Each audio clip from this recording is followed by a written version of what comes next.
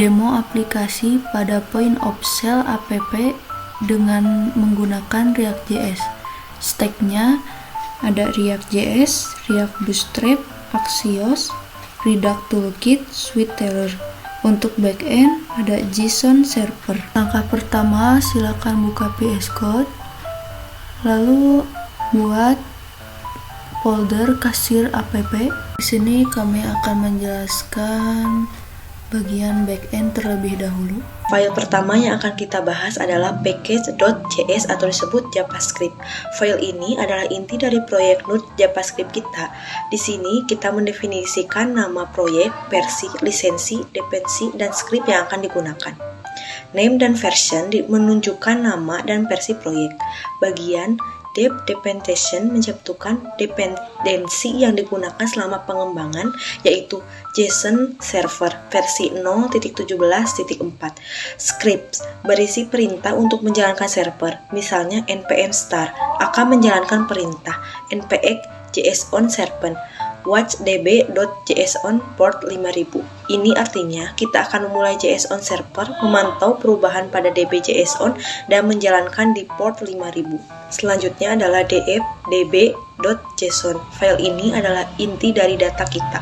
Disinilah data untuk kategori produk, keranjang belanja, dan pesanan disimpan. Contohnya, kategoris mengelompokkan data berdasarkan jenis seperti makanan, minuman, dan lainnya. Sedangkan products menyimpan detail produk seperti nama, harga, dan kategori produk. Cards berisi informasi produk yang ada di keranjang belanja. Orders melacak pesanan yang sudah dibuat termasuk detail produk yang disimpan. JSON server akan membaca file ini dan membuat API secara otomatis. Contohnya, Anda bisa mengakses data kategori dengan mengetikkan http localhost 5000 kategoris di browser. Yang ketiga yaitu yarn.log. File yarn.log digunakan untuk memastikan semua dependensi memiliki versi yang konsisten. Di semua lingkungan ini sangat berguna saat proyek ini dikerjakan oleh tim, karena setiap orang akan menggunakan versi dependensi yang sama. File gitignore membantu kita menentukan file atau folder mana yang tidak ingin dimasukkan ke dalam sistem kontrol versi Git. Contohnya, kita biasanya mengabaikan folder node_modules karena folder ini dapat di-generate ulang berdasarkan package.json. Untuk eksekusi backend, langkah pertama, karena saya sudah mendownload Node.js, maka kita ketikkan node-strip. Di sini terdapat node dengan versi 20.9.0. Lalu ketikkan npm strip. Di sini versi 10.0.0. Lalu yarn strip. Di sini terdapat versi 1.22.19. Eksekusi selanjutnya, kita ketik cd backend. Di sini kita diarahkan dari folder kasir app ke folder backend. Lalu ketikkan yarn. Lalu ketikkan yarn star. Ini tampilan backend yang menggunakan Node.js. Endpoint API-nya adalah URL yang disediakan oleh JSON server berdasarkan data di db.json. Contohnya, 1. Kategoris http localhost 5000 kategoris. Product http localhost 5000 product. Cart http localhost 5000 cart. Order http localhost 5000 order.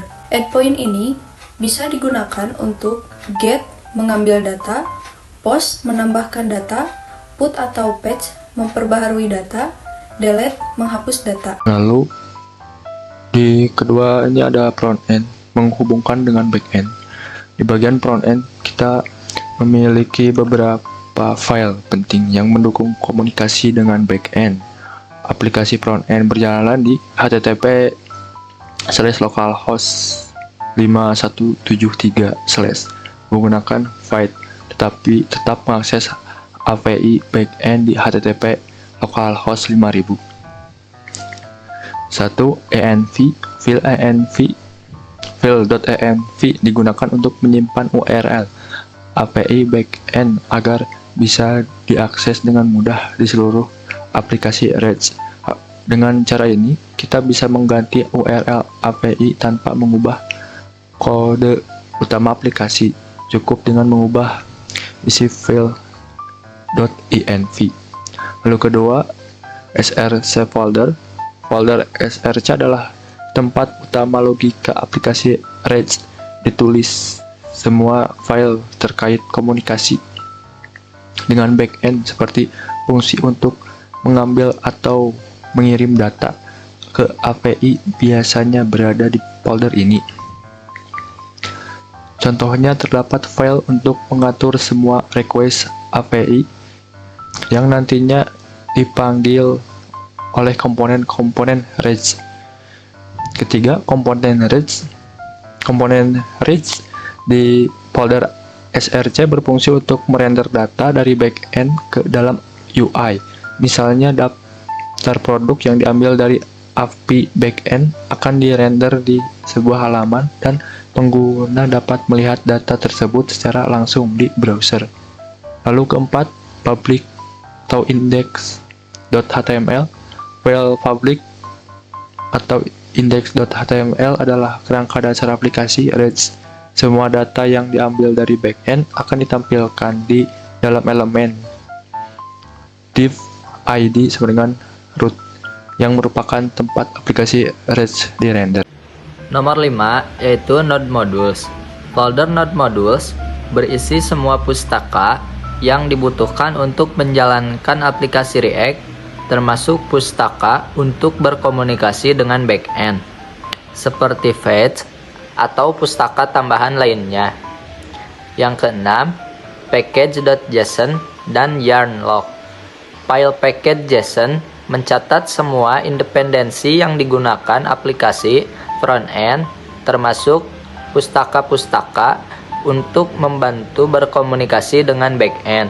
Sedangkan file yarn log memastikan bahwa semua independensi memiliki versi yang sama di setiap lingkungan pengembangan.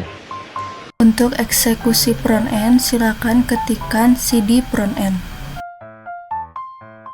Kita dibawa ke dalam folder front-end. Ketikkan yarn. Selanjutnya, ketik yarn dev.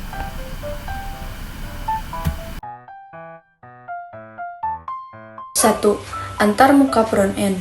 Navigasi utama, header, bagian atas layar, menunjukkan navigasi utama dengan menu kasir, home, dan master, yang memungkinkan pengguna berpindah antar halaman atau fitur aplikasi.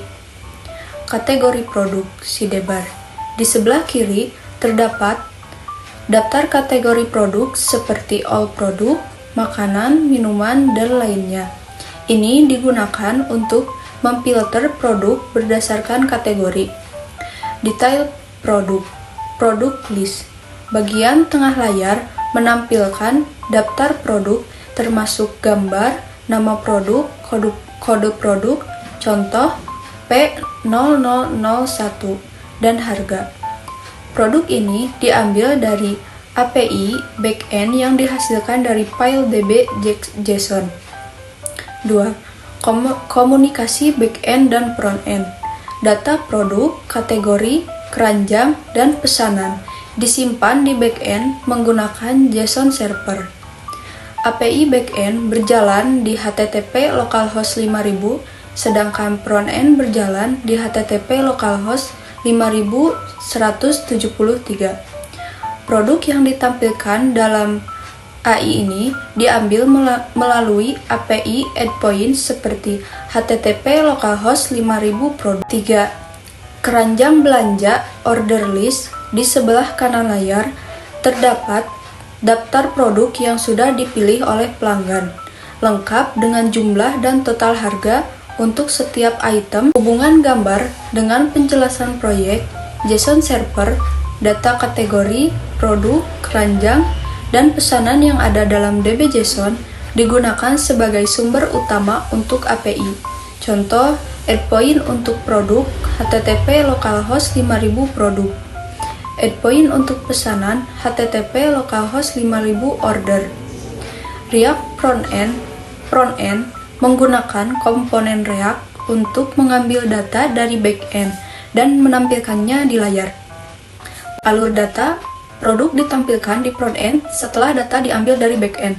Ketika pengguna memilih produk, datanya ditambahkan ke keranjang dan diperbaharui di back-end menggunakan API. Sekian demo dari kami, mohon maaf bila banyak kekurangan.